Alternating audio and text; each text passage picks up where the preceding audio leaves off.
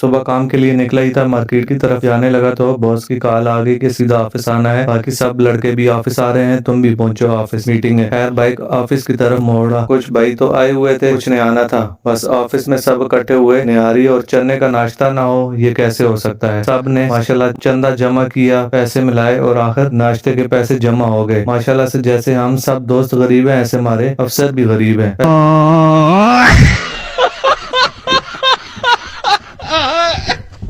ایسے جمع ہونے کے بعد زبردست سی نہاری اور چنے آگئے، ہمیشہ کی طرح اس کا ذائقہ کمال اور ایک جیسا ٹیسٹ۔ ناشتہ کیا، گپ شپ کی اور اس کے بعد سر نے اپنا اصلی روپ دکھایا، حوصلہ افزائی کی۔ بس سر سے باتیں سننے کے بعد زمزم فارمیسی پر آیا، نام تو زمزم پر ملی صرف دعا یہاں سے۔ اس کے بعد اپنے ایریے کی طرف جا رہا تھا تو ابو کے آفس پر نظر پڑ گئی۔ اس آفس کو میرے ابو نے اپنی زندگی کے 32 سال دیے ہیں، دن رات محنت کی صرف ہم لوگوں کے لیے۔ اللہ ہمیں بھی اس قابل بنائے کہ ہم اپنے امی ابو کی ہر خواہش پوری کر سکیں، جیسے بچپن سے لے کر آج تک اور ابھی تک کر رہے ہیں۔ اس کے بعد بریک لگی حنیف فارمیسی پر، یہاں سے بھی صرف دونوں ہاتھوں سے دعائیں ملی۔ اس کے بعد محلہ راجہ سلطان میں مان کیمسٹ پر ضیاء بھائی کے پاس آیا۔ ضیاء بھائی اتنی محبت کرنے والے انسان ہیں، رشتہ تو صرف ان سے مارکیٹ کا ہے، اور جب بھی ان کی فارمیسی پر آتا ہوں کچھ نہ کچھ پلائے بغیر جانے نہیں دیتے۔ سیب کا جوس پلایا ضیاء بھائی نے، ضیاء بھائی سے اجازت لی اور سیدھا گھر کی طرف آ گئے۔ گھر آتے ہی کسی چوچے کی آوازیں آ رہی تھی، پتہ کرنے پہ معلوم ہوا کہ کالو بھائی دنیا میں تشریف لائے ہیں۔ اتنے انڈوں میں سے ابھی تک صرف انہوں نے ہی باہر آنے کی جرات کی ہے۔ چوچے کو سلام دعا کرنے کے بعد نماز کا وقت تو نکل چکا تھا، پھر بھی مرد کی نماز مسجد میں ہی ہوتی ہے۔ مسجد آیا، وضو کیا، وضو کرنے کے بعد نماز ادا کی، نماز ادا کر کے گھر کی طرف آ گیا۔ یوٹیوب پر اسامہ منی بلاگ کو ضرور فالو کیا کریں، فیس بک پر اسامہ منی بلاگ کو بھی لائک اور فالو کیا کریں۔